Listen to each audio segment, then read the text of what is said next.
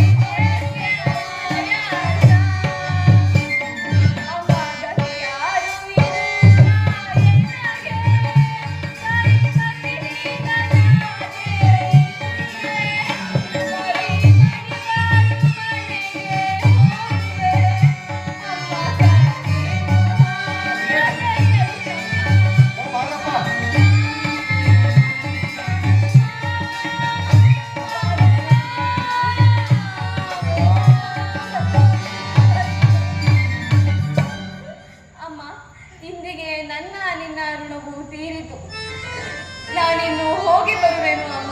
ತಡವಾದರೆ ದಣಿಗಳು ಕೋಪಿಸಿಕೊಳ್ಳಬಹುದು. ಕುಮಾರ, ನಿಮ್ಮ ತಂದೆಯು ನನ್ನನ್ನು ಬಿಟ್ಟು ಹೋದರು. ಈಗ ನೀನು ಸಹ ನನ್ನನ್ನು ಬಿಟ್ಟು ಹೋಗಬೇಕಂತ ಕಳಬೇಡಮ್ಮ. ಶನಿದೇವ, ಯಾವ ತಪ್ಪಿಗಾಗಿ ನಮಗೆ ಈ ಶಿಕ್ಷೆಯನ್ನು ಕೊಟ್ಟಿದ್ದೇವ?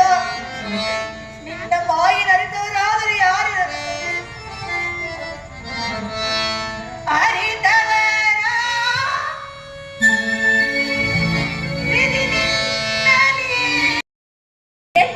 ಕಷ್ಟಗಳನ್ನು ಕೊಡುವೆಯೋ ಕಾಣೆ. ಇರಲಿ, ನನ್ನ ಕತ್ತೆಗಳೆಲ್ಲವೂ ಇಲ್ಲಿಯೇ ಮೇಯುತ್ತಿರುವುದು. ನಾನು ಸ್ವಲ್ಪ ವಿಶ್ರಾಂತಿಯನ್ನು ತೆಗೆದುಕೊಳ್ಳುತ್ತೇನೆ.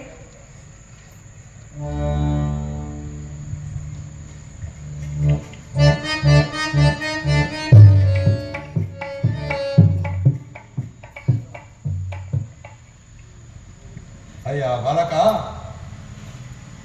ತಾತ, ನೀವು ನನ್ನನ್ನು ಕರೆದರೆ? ಹೌದು ಮಗು.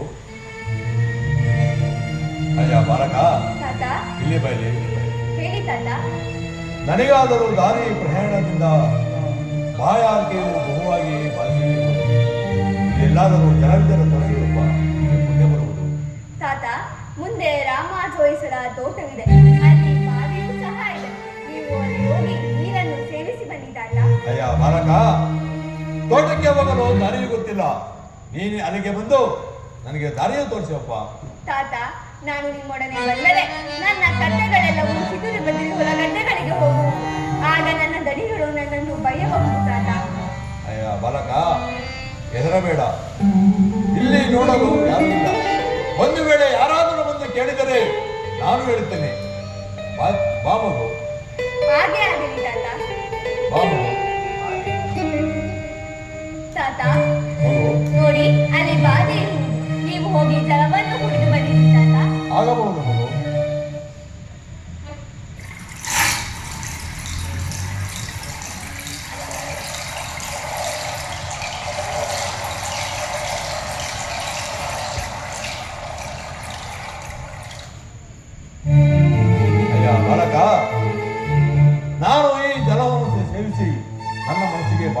ವರ್ಷವಾಯಿತು. ಯಾವ ತಾಯಿ ಎತ್ತ ಮಗನಪ್ಪ ನೀನು? ನಿನ್ನ ನಾಮಾಂಕಿತವಾದರೇನು? ನನ್ನನ್ನು ಚತುರನೆನ್ನುವರು ತಾತ. ಆಹಾ ಆಹಾ, ಮುದ್ದಾದ ಹೆಸರು. ಅಯ್ಯ ಚತುರ, ಇಲ್ಲಿ ಬೈಲಿ. ತಾತ, ನನಗಾದರೂ ಆಯಾಸವು ಬಹುವಾಗಿ ಬಾಧಿಸುತ್ತಿರುವುದು.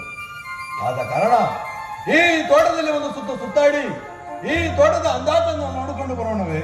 ಹಾಗೆ ಆಗಲಿ ತಾತ. ಬಾ ಮಗು. ಅಯ್ಯ ಚತುರ, ಅದು ಅಲ್ಲೇ ನೋಡು, ಮೂಗಿನ ಎತ್ತರಕ್ಕೆ ಬೆಳೆದು ನಿಂತಿರುವ ಕಲ್ಪವೃಕ್ಷಗಳ ಸಾಲನ್ನು. ಹೌದು ತಾತ. ಅಯ್ಯ ಚತುರ, ಇಲ್ಲಿ ನೋಡು, ಮಾವಿನ ತೋಟವು, ಅಲ್ಲಿ ನೋಡು ದ್ರಾಕ್ಷಿ ತೋಟವು. ಇದೆಲ್ಲವನ್ನು ನೋಡುತ್ತಿದ್ದರೆ ನನ್ನ ಮನಸ್ಸಿಗೆ ಆಯಾಸವು ಮಾಯವಾಗಿ ಉಲ್ಲಾಸವು ಉಂಟಾಗಿರುವುದು ಅಲ್ವೇ ಚತುರ? ಹೌದು ತಾತ. ಅಯ್ಯ ಚತುರ, ತಾತ, ಹೇಳಿ, ಇನ್ನ ಮುಂದೆ ಹೋಗಿ ನೋಡೋಣ. ಆಗಲಿ ತಾತ.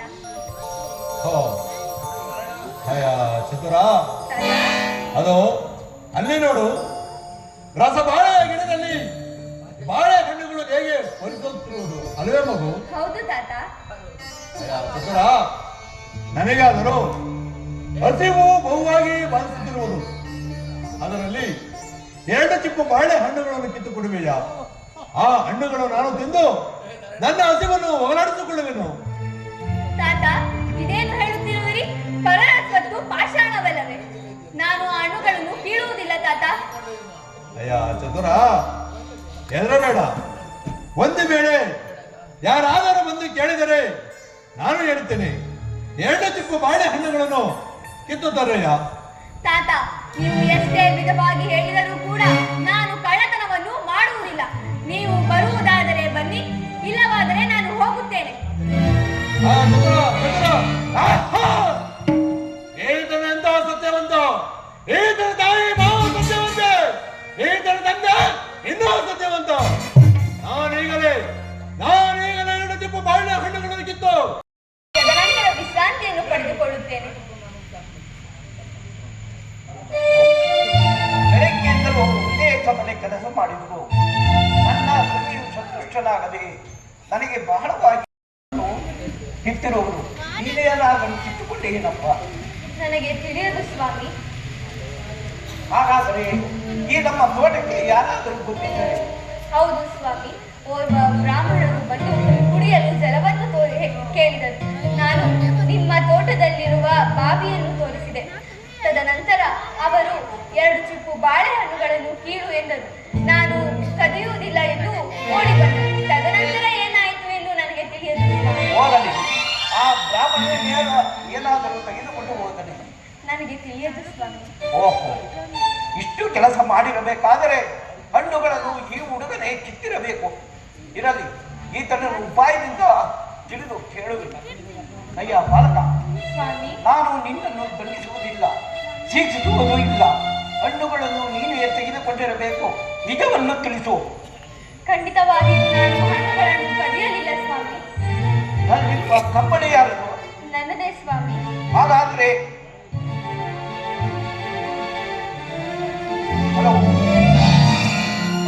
ಬಾಲಕ, ಈ ಮದುವೆ ಕಟ್ಟಿಯಿಂದ ಹಣ್ಣುಗಳನ್ನು ಇಟ್ಟುಕೊಂಡು ಅವನು ಇಷ್ಟು ಕೇಳಿದಾಗ ಸುಳ್ಳು ನೆಪವನ್ನೇ ಹೇಳುತ್ತಿರುವೆಯ ಚಂಡಾಲ. ಇದೋ ನಿನಗೆ ತಕ್ಕ ಶಿಕ್ಷೆಯ ಫಲ.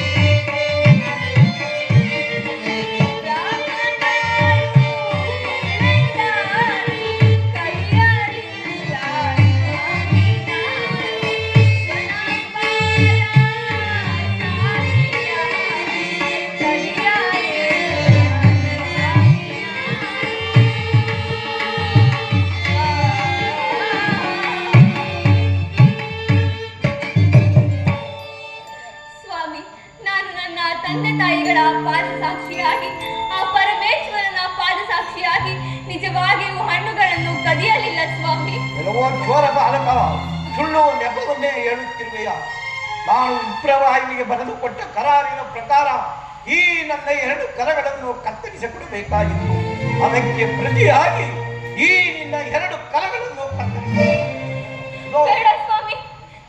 ಇದೋ ಈ ಕ್ಷಣದಲ್ಲಿ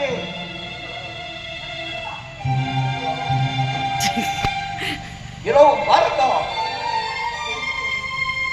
ಈ ಕ್ಷಣದಲ್ಲಿ ಈ ನಿನ್ನ 2 ಕರಗಳನ್ನು ಕತ್ತರಿಸುವನು.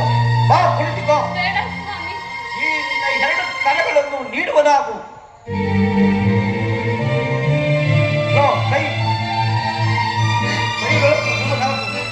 ಇದೋ ಈ ಕ್ಷಣದಲ್ಲಿ ಈ ನಿನ್ನ 2 ಕರಗಳನ್ನು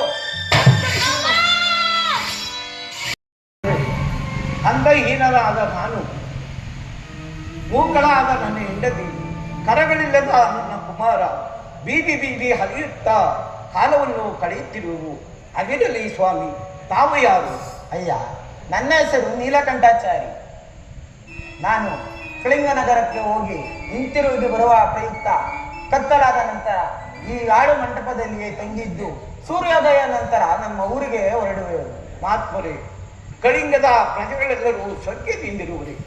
ಅಯ್ಯ, ಆ ವಿಚಾರವನ್ನು ನಾನು ಏನೆಂದು ಹೇಳಲಿ? ಬರಬರ ದೇಶದ ರಾಜನಾದ ದುಷ್ಟದುಮ್ಮ ಮಹಾರಾಜನು ಆ ಕಳಿಂಗ ನಗರವನ್ನು ಆಕ್ರಮಿಸಿಕೊಂಡು ಪ್ರಜೆಗಳಿಗೆ ಕೊಡಲಾರದ ಹಿಂಸೆಯನ್ನು ಕೊಟ್ಟು ರಾಜಭಾರವನ್ನು ಮಾಡುತ್ತಿರುವನು. ಆ ಆತನ ವಿಚಾರವನ್ನು ನಾನು ಏನೆಂದು ಹೇಳಲಿ? ಅಯ್ಯ, ನಿಮ್ಮನ್ನು ನೋಡಿದರೆ ನನಗೆ ಕನಿಕರವು ಉಂಟಾಗುವುದು. ನೀವು ನನ್ನ ಮನೆಗೆ ಬರುವುದಾದರೆ ಬನ್ನಿ.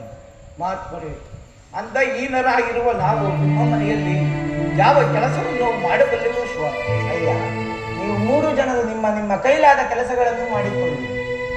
ನೀನು ತಿದಿಯನ್ನು ಹೊತ್ತು, ನಿನ್ನ ಹೆಂಡತಿಯು ಕಬ್ಬಿಣವನ್ನು ಚಚ್ಚಲಿ, ನಿನ್ನ ಕುಮಾರನು ನನ್ನ ಮನೆಯನ್ನು ಕಾಯ್ದುಕೊಂಡಿರಲಿ. ಹಾಗಾಗಲಿ ಸ್ವಾಮಿ. ನಡಿ. ಅಯ್ಯ, ಇಂದು ಕೆಲಸವೂ ಸಾಕು. ನಡೆಯಿರಿ, ಊಟಕ್ಕೆ ಹೋಗೋಣ.